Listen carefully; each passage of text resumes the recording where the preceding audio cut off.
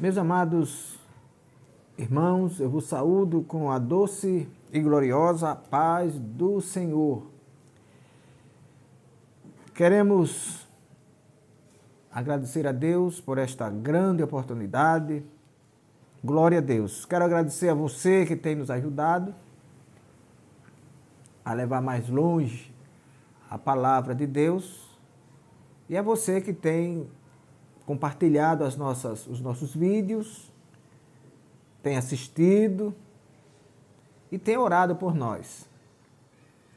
Você que sempre nos assiste, se inscreva, faça algo para que nós avancemos. O pouco que eu fizer aqui e o pouco que você fizer ali, somado, já dá um pouquinho maior para que a palavra de Deus seja espalhada pelo universo. Convido você a abrir a Bíblia no Evangelho segundo Mateus, capítulo 8, versículos 18 a 22. Mateus, capítulo 8, versículo 18 a 22. E Jesus, vendo em torno de si uma grande multidão, ordenou que passassem para outra margem. E aproximando-se dele um escriba, disse: Mestre, aonde quer que fores, eu te seguirei. E Jesus disse: As raposas têm covis e as aves dos céus têm ninhos, mas o Filho do Homem não tem onde reclinar a cabeça. E outro de seus discípulos lhe disse: Senhor, permite-me que primeiro vá sepultar meu pai. Jesus, porém, disse: Segue-me e deixa aos mortos sepultar os seus mortos. Louvado seja o Senhor que fez os céus e a terra. Falaremos subordinados ao tema custo que devemos pagar para seguirmos a Jesus.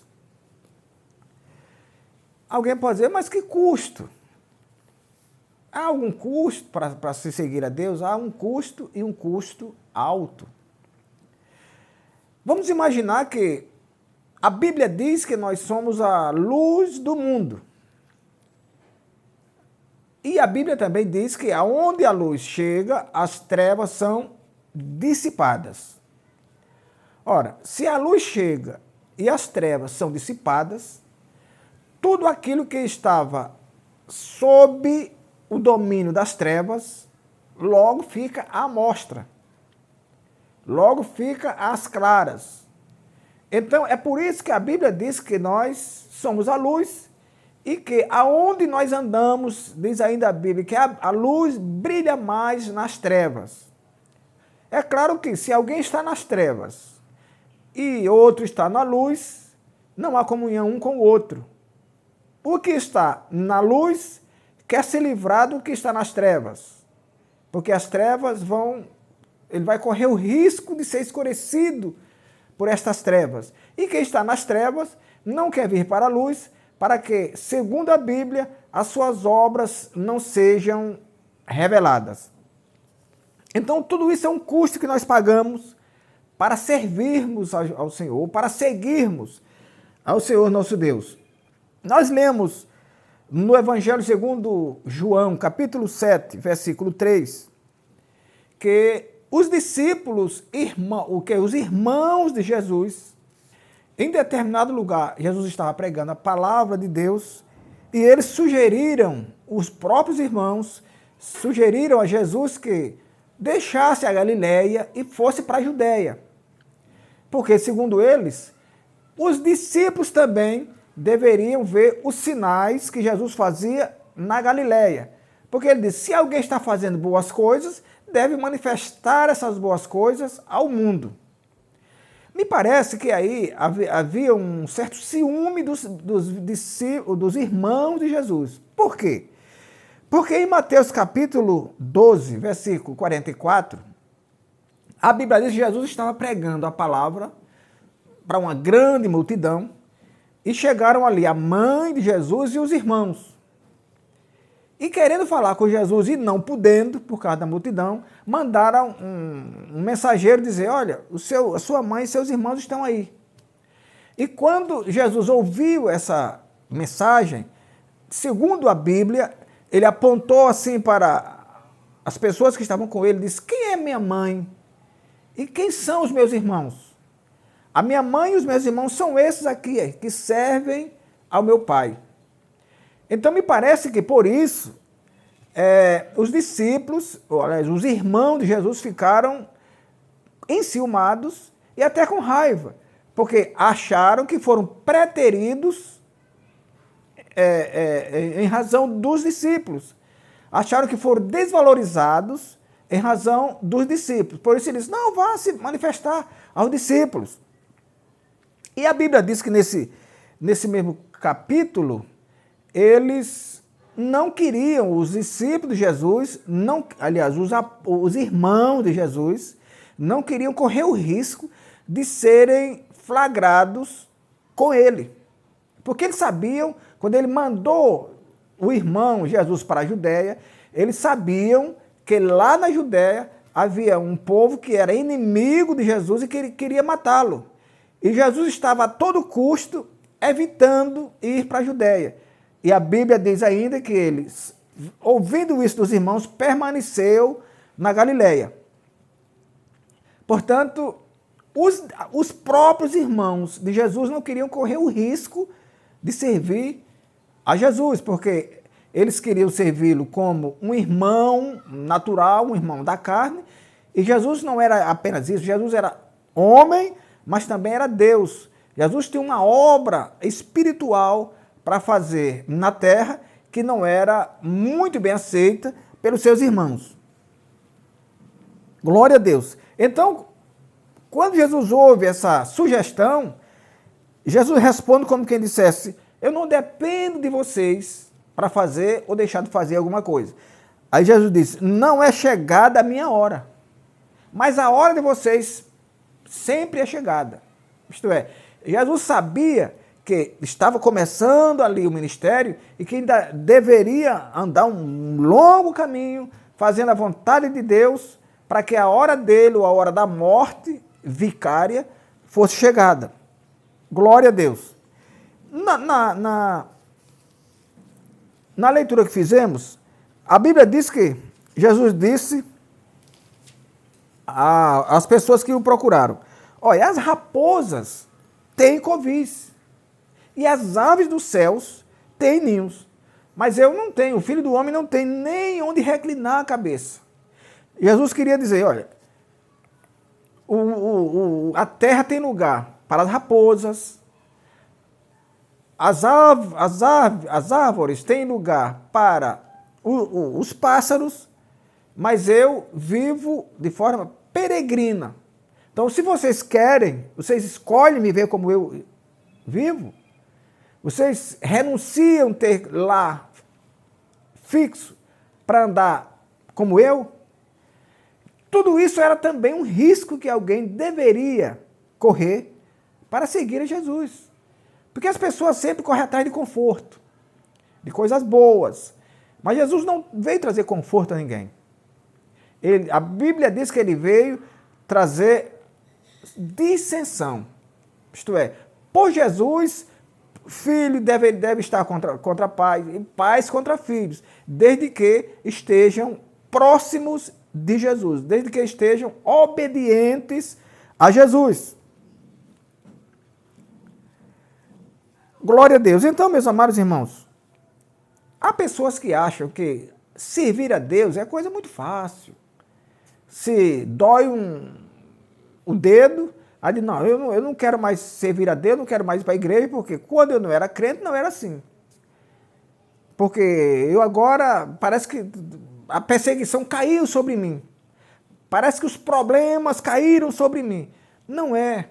É você que está fazendo uma análise errada. O problema é que você agora é diferente do mundo. Você não é mais aquela pessoa que era adorada pelo mundo. Você não vive mais na roda dos escarnecedores. Você não tem mais amigos cachaceiros. Você não tem mais amigos drogados, amigos mentirosos. Você não tem mais esse tipo de amigo. Você vive um caminho agora reto para Deus. E a Bíblia já diz, quem quer viver uma vida reta, sofrerá perseguição. E a perseguição é um dos riscos que corremos para servir a Deus. Mas Paulo nos garante que nem ela, nem a perseguição nos afastará do Senhor. Glória a Jesus. Então, se você quer servir a Deus, você tem que saber que é um risco a correr. A Bíblia conta que o apóstolo Paulo estava pregando na sua primeira viagem missionária e chegando num lugar chamado Listra, não gostaram da pregação dele e, segundo a Bíblia, uns judeus, não foi gente de fora não, foram os judeus, que espancaram a Paulo, de forma que jogaram lá fora da cidade como morto. E a Bíblia diz então que os discípulos se juntaram a ele, fizeram uma oração, e dali Paulo já se levantou e saiu pregando a palavra de Deus. Natural é que Paulo se levantasse dali, não quero mais, eu não quero mais esse negócio não, que quase morro, escapei da morte, não quero mais entrar. Não, a Bíblia diz que ele já saiu dali pregando a palavra de Deus. Paulo assumiu o risco de morrer, mas que a palavra de Deus deveria ser pregada.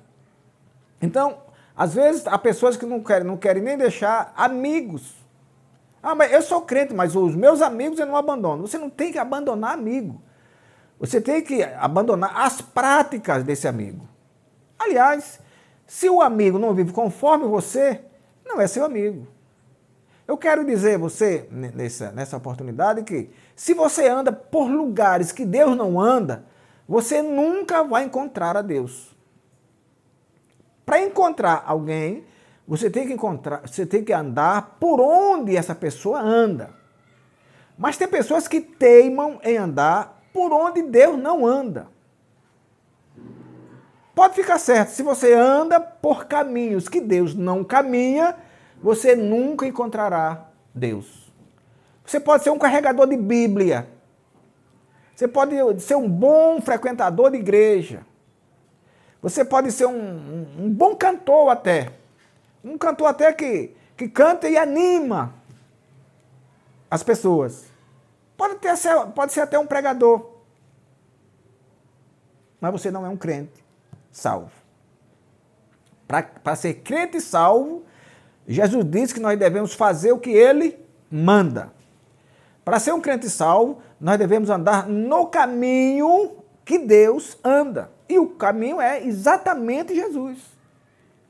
Glória a Deus. Então, se você não quer correr risco algum de seguir a Jesus, para o céu também, com ele você não vai. Você tem que correr riscos. E não é risco de andar brigando, enfrentando labaredas de fogo, pulando de ponte, correndo, andando a 200 km por hora. Esses riscos não são os que eu estou falando. São os riscos que as pessoas muitas vezes jogam para você para lhe testar se você continua sendo crente ou não.